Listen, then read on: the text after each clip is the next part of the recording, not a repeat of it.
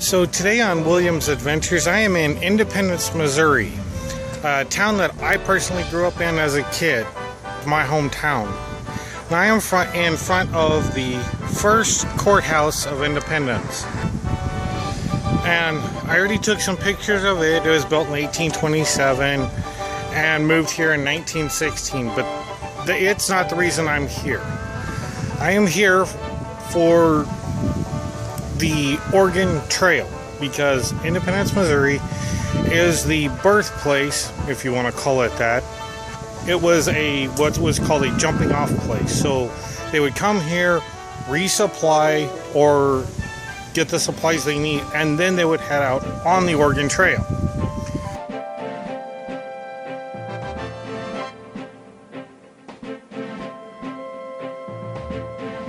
So the Oregon Trail officially ran from Independence, Missouri to Oregon City, Oregon, which is actually just south of Portland. I've actually been there. It's actually really pretty. It was a 2,170 miles, or 33,490 kilometers. So it was a pretty long trip. They would leave here in about May. And it would take them 5 to 6 months to get out to Oregon. And there was many trails that left from here and became other trails, that, like for example the California Trail and the Mormon Trail, which went to Utah. And there was also the Bozeman Trail.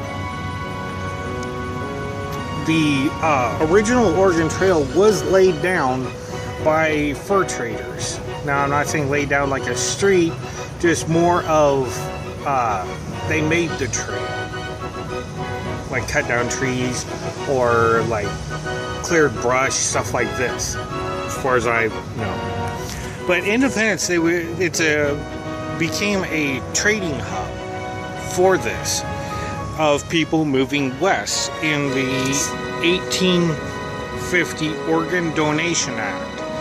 People would leave from here and further east and go west because new land and new territory was open.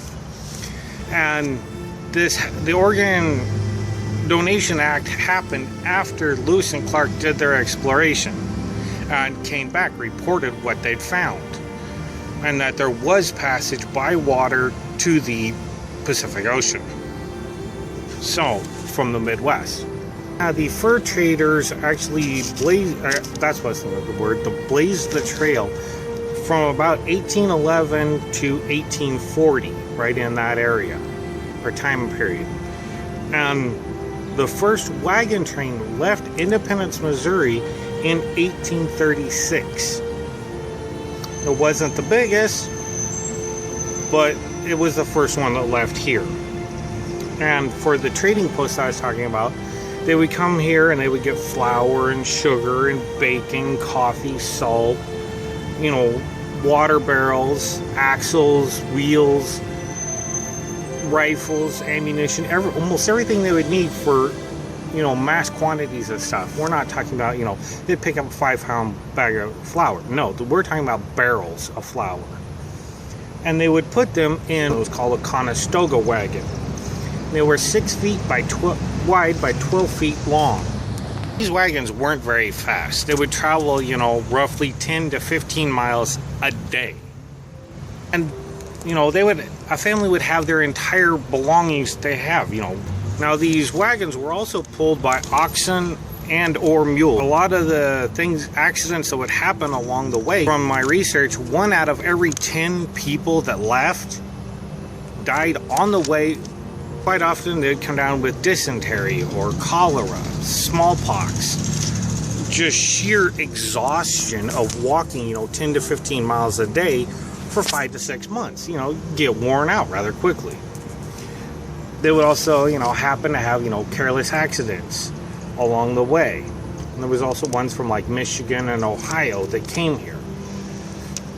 Now, the Oregon Trail did travel through Missouri, Kansas, Nebraska, Wyoming, Idaho, and Oregon.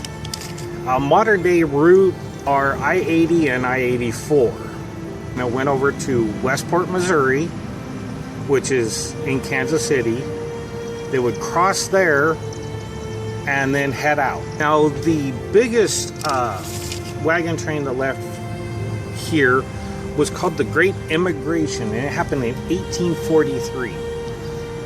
Now, the gentleman had already gone once on the Oregon Trail, and he came back. It had 120 wagons,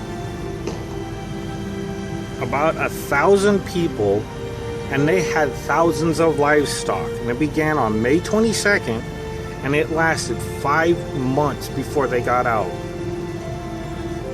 into Oregon. And it was led by Marcus Whitman.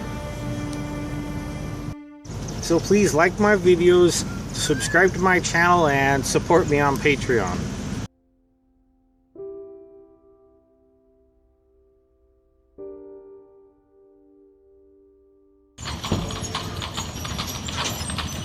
These are mules.